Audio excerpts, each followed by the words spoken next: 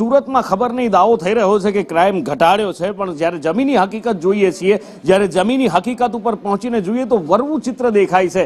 કારણ કે અહીંયા હત્યા થવી સામાન્ય બાબત થઈ ગઈ છે. દીકરીઓની સુરક્ષા પર અહીંયા હંમેશા એક જોખમ તોળાતું રહે છે અને વેપારીઓ પણ સુરક્ષિત નથી. એનો વધુ એક દાખલો ત્યારે સામે આવ્યો કે જ્યારે બંગાળી કારીગર પાસેથી કરોડો રૂપિયાના દાગીનાની લૂંટ ચલાવવામાં આવી છે. 3 ઈસમો આવ્યા, સોનાના દાગીના લૂંટી અને ફરાર થઈ ગયા. ક્યાં કેવી રીતે શું થયું અને પોલીસ હવે કઈ દિશામાં તપાસ કરી રહી છે, મનીષ પાસેથી જાણીએ. મનીષ,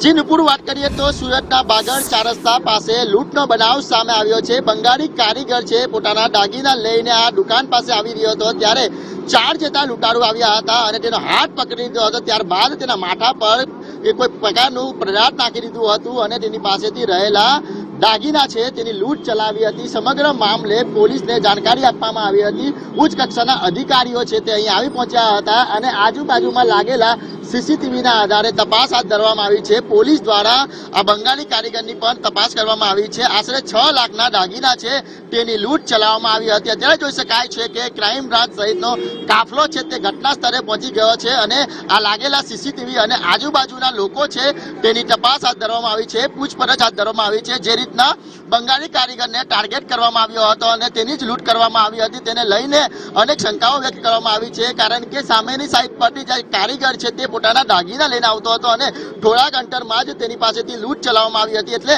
આશંકા વ્યક્ત કરવામાં આવી છે કે આ જે લૂંટારુઓ છે તે પહેલા કારીગરની જે કહેવાય કે રેકી કરી હોય ત્યારબાદ સમગ્ર ઘટનાને અંજામ આપવામાં આવ્યો છે. મહત્વની વાત એ છે કે બાગડ 4 રસ્તા વિસ્તાર છે તે ભરચક વિસ્તાર છે અને આ વિસ્તારમાં લૂંટ જેવા ઘટનાને અંજામ આપતા પોલીસની કામગીરી પર અને જે કહેવાય કે લૂંટારુઓના ખોફ પર અનેક સવાલો ઉભા થઈ રહ્યા છે. કારણ કે ભરચક વિસ્તારમાં જ લૂંટને અંજામ આપવામાં આવી રહ્યો છે. જોઈ શકાય છે કે અત્યારે સુરતના ઉચ્ચ કક્ષાના પોલીસ અધિકારી અત્યારે આવી પહોંચ્યા છે ત્યારે આ જે આરોપીઓ છે તેની શોધખોળ હાથ ધરવામાં આવી છે.